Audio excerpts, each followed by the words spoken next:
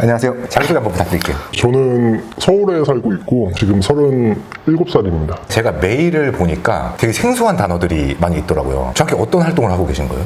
많이 들어보셨겠지만 이라고 이제 들어보셨잖아요. 네. 저는 이제 이 아니라 실제로 와이프랑 같이 부르고 다른 부부를 만나서 이렇게 즐기는 땡이라고 하죠. 네. 그러면 인터뷰 요청을 주셨는데 왜 저한테 요청을 했을까 궁금했거든요. 그냥 제가 잼뱅TV를 오래전부터 구독을 해갖고 네.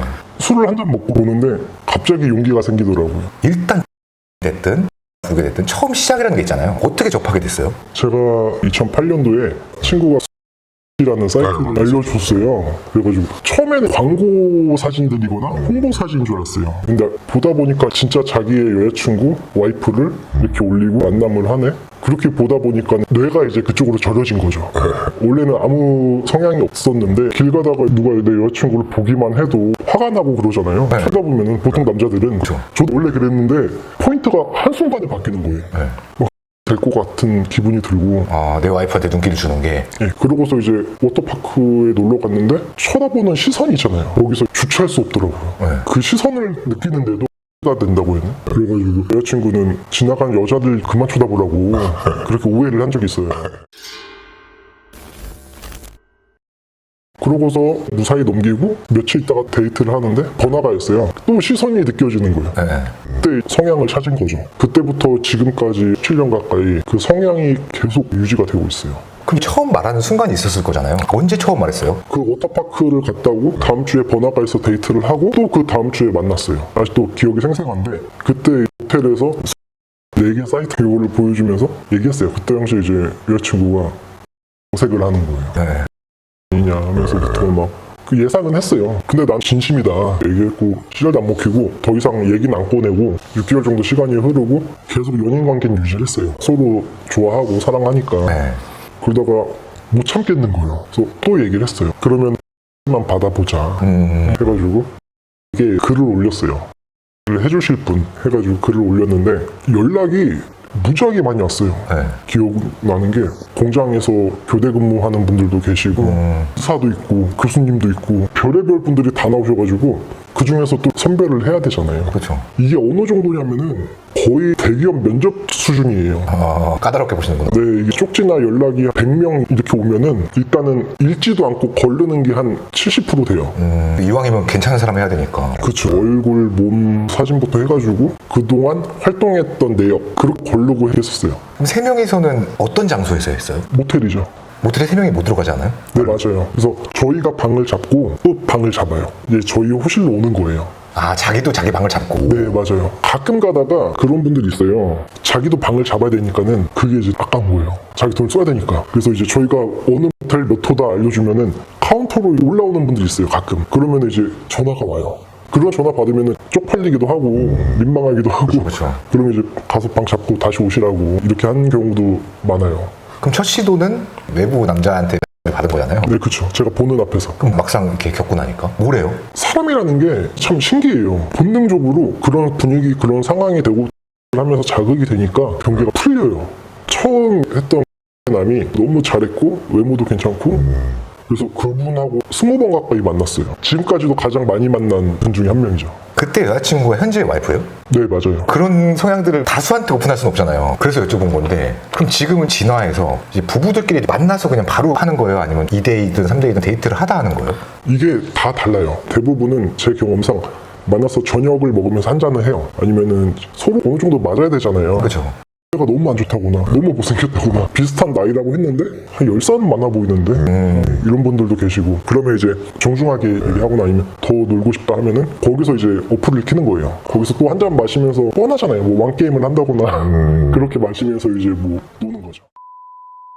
그러면 애초에 다른 부부들끼리 이렇게 교환할 때는 어떻게 모여요? 대한민국이 떠들썩했었잖아요. 사이트 때문에 그게 폐쇄가 되고 우후죽순으로 비슷한 사이트들이 많이 생겼어요. 그런 사이트들에서도 계속 연락을 했었고 근데 그 사이트들도 이제 다 없어지고 지금 SNS로 많이 활동을 하는 것 같아요. 이제 사진 같은 것도 올리고 만나고 싶은 부부가 있으면 연락을 하고 밴드 같은 경우는 예를 들어서 땡 모임 이렇게는 할 수가 없잖아요. 그래가지고 그냥 일반 모임으로 이제 하는 경우가 많아요.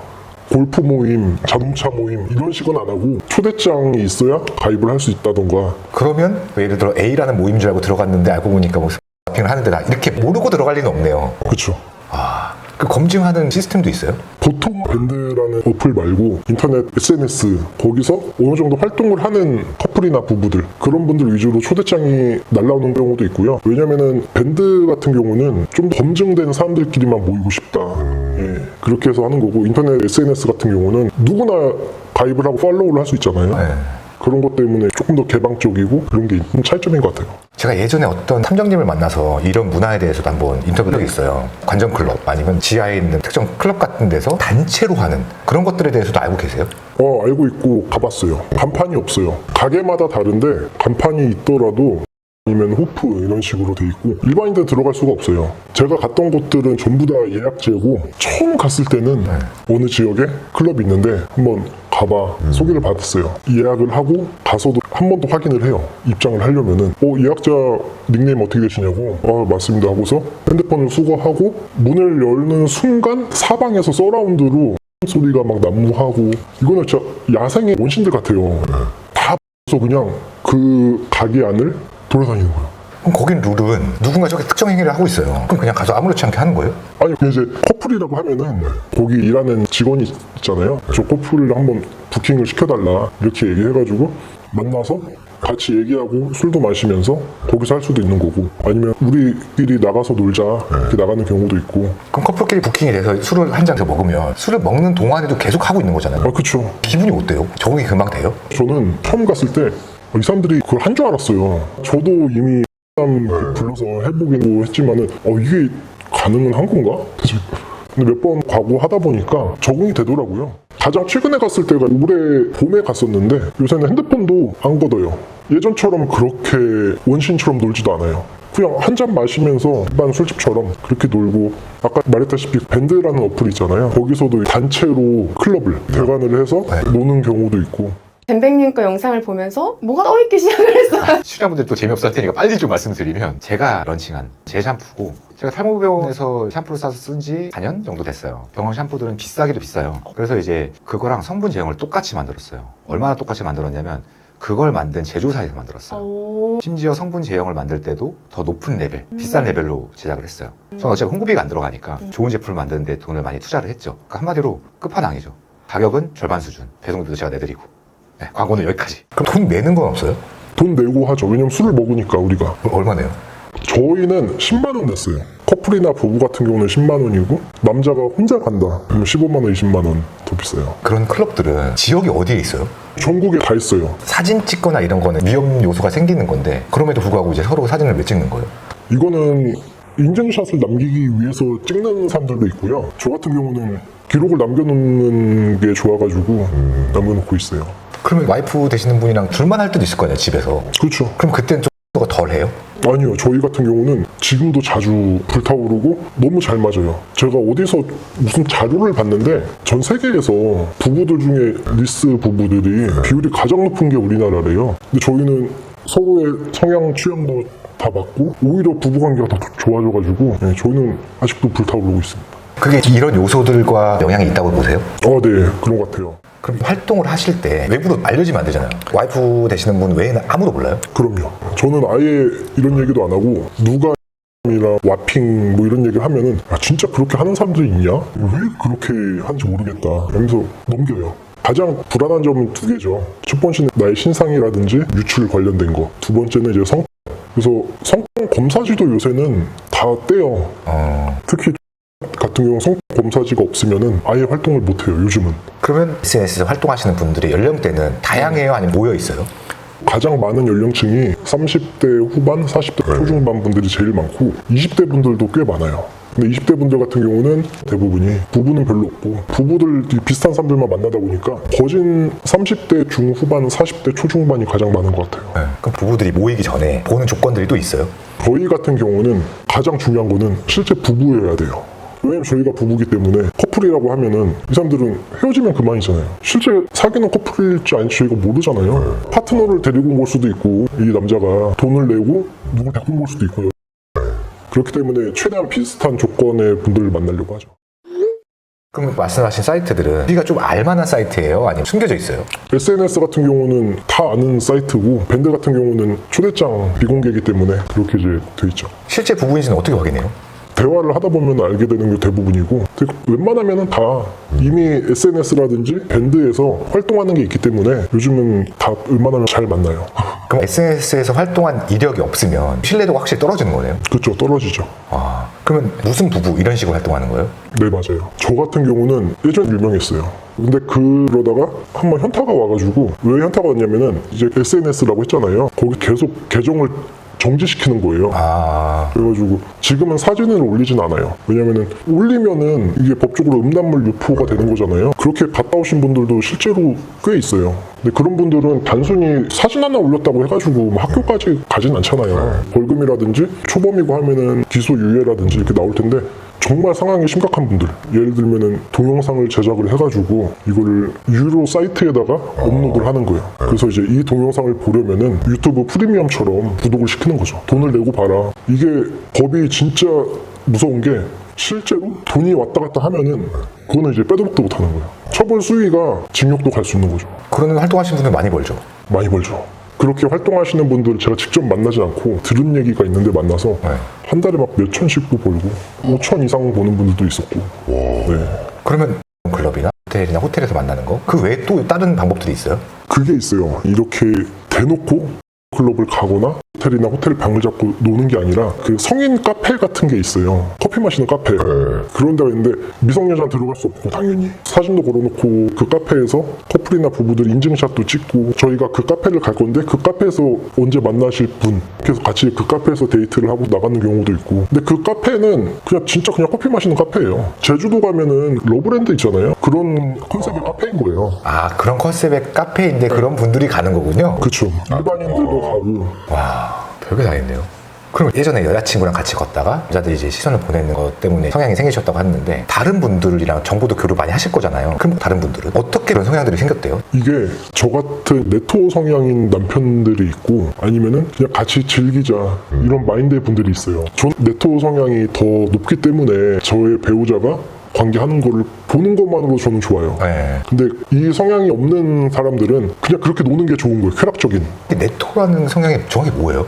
나의 여자친구, 나의 배우자가 다른 남자랑 그걸 하는 걸 보거나 그런 거 흥분감을 느끼는 거죠. 그러면 약간 만능증이랑은 다른 거네요? 조금 비슷하기도 해요. 대부분이. 걱정도 약간 있고 그렇죠. 네.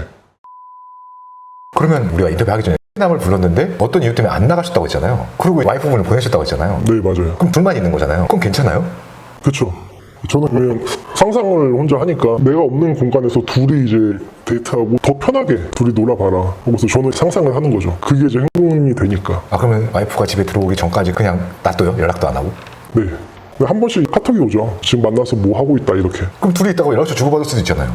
저는 그랬어요. 그 마음에 들면은 연락도 해. 그랬어요. 근데 몇 번 만나고 안 만나더라고요. 바람을 펴도 되는데 말을 하고. 그러면 내 와이프가 누군가 하는 걸 보는 걸 좋아한다. 근데 이 둘도 감정이 생길 수가 있잖아요. 그런 건 걱정 안 되세요? 그런 걱정은 해본 적이 없고요. 제가 반전클럽에 룰이 있다고 했잖아요. 네. 이것도 기본적인 룰이 있어요. 저하고 초남이랑 남자들끼리 연락을 하는 거예요, 항상. 네. 거기 상대 여자에게 직접거린다거나 연락처를 물어본다거나 그거는 이제 이쪽 활동을 이제 접을 생각으로 하는 거죠. 가끔 SNS나 밴드에 싸우는 부부들이 많아요. 우리가 저 부부를 만났는데 쟤네 진짜 매너도 없고 쓰레기다 이렇게 저격을 하는 거죠. 이것도 우리들만의 그 룰이 있는 거예요. 아, 육체적인 건 하지만 감정적인 건 생기지 않게 그래도 나름 차단을 다 하네요. 그렇죠. 그럼 이제 하는 상황이에요. 남자가 나보다 너무 특출나. 그럼 그런 거 없어요? 위기의식 같은. 그게 저 같은 경우는 더 좋아요. 남자가 저보다 잘생기고 몸도 좋고 방망이도 크고 그런 게 저는 더 좋아요. 그럼 만약에 와이프가 걔한테 반해갖고 나를 버리고 갈 수도 있잖아요. 그러진 않아요. 와. 그럼 A님 같은 경우에는 와이프가 초대남이랑 밖에서 하고 와도 상관없다고 하시잖아요. 근데 와이프분은 안 그럴 수 있잖아요. 불안해하고 그런 건 없어요? 그런 건 없어요. 그러면 A님의 경우는 우리는 그런 성향이 있지만 상대는 그런 성향이 없어요. 그럼 꼬시려고 해본 적도 있어요? 아니요, 없어요. 사랑하시죠? 그럼요. 아무래도 사람들이 모이는 거다 보니까 사건 사고도 있을 것 같은데 경험하신 데 없다면 뭐 들으신 거라도 있어요? 저희가 실제 겪은 것도 하나 있어요. 만났어요, 부부를. 근데 상대 남편은 자기 와이프한테 이런 모임이라고 얘기를 안 하고 나온 거예요. 그냥 술 먹다 보면 자연스럽게 되겠지 이렇게 자기 와이프를 데리고 나온 거예요. 네. 거기서 상대 와이프도 뭔가 이상하다고 느낄 거 아니에요. 네. 거기서 이제 대판 싸우고 가신 있어요. 그런 경험 한 번 있었고, 초반에는 저희가 부르고 3명이서 이렇게 놀다가 처음 부부 만나면 서툴고 할 때 실제 보면 평범한 유부남 유부녀예요. 아기들 사진도 있고 핸드폰에. 근데 알고 보니까는 불륜 관계고. 자료들도 보여주셨잖아요. 네네. 전 이 자료도 충격인 게 다 동의가 된 거잖아요. 그쵸. 근데 이거는 소장하는 건 괜찮죠? 저는 누구랑 같이 만났을 때 촬영을 해도 되냐 먼저 물어봐요. 합의를 보고 찍은 거는 그쪽에도 보내줘요, 제가. 자료를 보니까 그 남자도 그렇고 여자도 그렇고 왜 굳이? 이런 느낌이었어요. 이게 왜 그러냐면은 이런 성향을 가진 남자들 같은 경우는 내 배우자랑 그렇게 놀아야 더 흥도 되고 더 재밌기도 하고 하는 거기 때문에 없으니까 재미가 없어요. 예를 들어 보면 상대 쪽 외모가 우리보다 너무 떨어져. 그럼 뭐라고 거절하세요? 저희랑 좀 안 맞는 것 같아서 저희는 오늘 여기까지만 즐기고 가보겠다. 그러면 대부분 쿨하게 헤어지죠. 그럼 만약에 A님은 마음에 들었어요. 근데 와이프분이 싫은 거야. 그런 경우도 있어요? 있죠. 그러면은 이런 모임에서는 무조건 여자가 왕이에요. 그냥 끝이에요. 그러면 보통 호텔에서 만나는 경우에는 몇 시간 같이 있어요? 다 다르죠. 한 번 하고 끝내는 팀들도 있고 한 번 하고 술도 더 마시고 아침까지 노는 팀들도 있고. 현타는 안 와요, 중간에? 안 와요. 아직까지는 건강해서. 네. 저는 이게 어느 정도 퍼져 있을까 감이 안 잡히거든요. 저는 엄청 많다고 봐요. 왜냐면은 옛날에 그 4개 사이트부터 이런 게 있었고 정말 혐오하는 분들이 당연히 더 많겠지만 성적 취향이라는 게 엄청나게 많잖아요. 이것도 하나의 그냥 성적 취향이라고 생각을 개인적으로 합리화를 하고 있어요. 그러면 우리가 직접 경험하고 계시고 만족하고 계시니까 자연스럽게 장점만 얘기하게 됐는데 이거의 단점도 있어요? 단점은 처음에 설득하는 게 너무 힘들다. 대부분이 설득을 하다가 다 실패해요. 그럼 느끼시기에 이런 활동을 하는 부부들이 100커플 중에 몇 커플 되는 것 같아요? 제 생각에는 100커플이 있으면은 한두 커플 되지 않을까요? 1%도 안 될 수도 있어요. 안 될 것 같아요. 네.